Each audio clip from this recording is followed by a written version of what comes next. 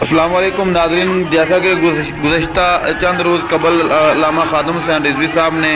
دھرنے کا اور لانگ مارچ کا اعلان کیا تھا، اور جو کہ کل صبح سے اسلام آباد انٹر ہو چکا ہے،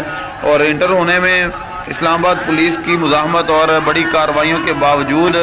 دھرنا فیض آباد انٹرچینج سے آگے گزر چکا ہے۔ اور اب تک جو خادم حسین رضوی صاحب کا کہنا تو یہی ہے کہ یہ دھرنا اور یہ ہمارے احتجاج کا مقصد گستاخانہ خاکوں کے خلاف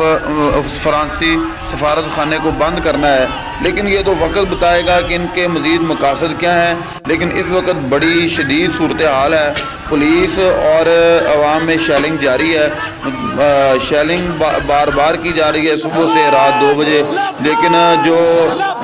ظاہرین ہیں، جو احتجاج کرنے والے ہیں، ان کا جوش و جذبہ اور ان کی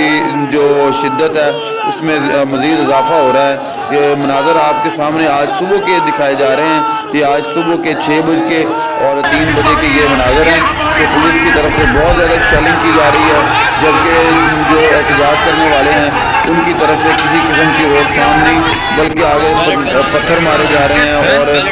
جوابی کارروائی کی جا رہی ہے پولیس کے خلاف۔